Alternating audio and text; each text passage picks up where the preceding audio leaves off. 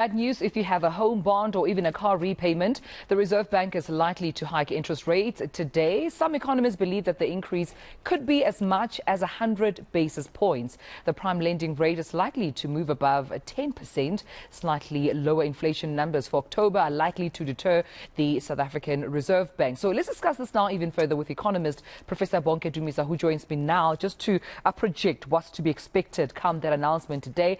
Prof, thank you so much for your time. Always a pleasure talking to you. Hopefully you're bringing some better news for us in terms of your projections, in terms of the announcement. What do they look like in your view? I wish I could bring you better news. Up until yesterday, I believed that we were going to have at most the repo rate increase of 75 basis points. Unfortunately, as you've already alluded to this, the latest CPI figures, Consumer Price Index figures, inflation figures, showed that instead of our inflation rate going down, it stubbornly backtracked from 7.5% to 7.6%. And you must remember that at the last Monetary Policy Committee meeting, one member voted for 100 basis points increase. I believe it's possible. I'm not saying it's going to happen. It's possible that some other two members of the MPC may join him or her and say it must move up 100 basis points because of the inflationary factors. If that happens, it means our current repo rate of 6.25 is going to go to 7.25%, which means the prime overdraft rate will move up to 10.75%. And that will hit hard on the people who are paying for their cars using flexible interest rates and for the bondholders. It is sad, but it is not that the MPC members are heartless.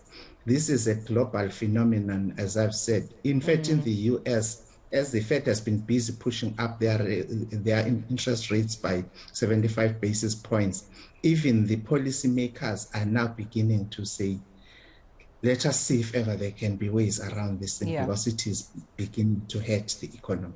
Right, and I appreciate this context, Prof, just in better understanding what would inform this decision by the South African Reserve Bank. You mentioned, or rather made reference to, how the rest of the world is going through, a similar environment economically. So what informs, what international, events are taking place right now that inform where we are right now with, the inflation and interest rate hike?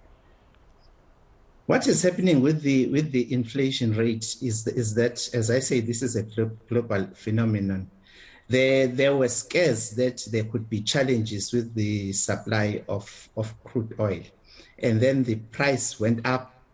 And then all of a sudden, over the past 3 days, it is going down. So, which indicates that maybe we can have a petrol price cut or diesel price cut in December, but I don't promise that, because the rand also has strengthened against the US dollar. This morning it opened below 17 rands for the first time in a long time. So let us just wait and watch what is happening over the next 2 weeks. However, what led to this whole issue, as I said, it was the issue of the international Brent crude oil prices, which had skyrocketed, and the rand, which had weakened a lot. And globally, there were problems with China, fearing that the economy in China was going to have a problem with their COVID-19 figures, and the US is going to enter into a recession. So those are all the global issues that are affecting the interest rates. But as I said, that in the US, people are already, I'm talking about policymakers, are beginning to say, let us hold back and see if ever this inflation will continue being stubborn. I believe even here in South Africa, we have reached a peak already. Prof, in your opinion, do you expect the interest rate hike to remain high for long? No, as I say, I think we've peaked. We know the interest rates in South Africa, the inflation rate went up to 7.8 in July. It came down to 7.6 in August and came down to 7.5 in September. That's why then I am worried about it being stubborn and going back up to 7.6 now in October. But I'm not so uncomfortable. I believe that this is just one of those freak incidents and it's just ordinary volatility. All right. We have reached the peak. I want to believe that.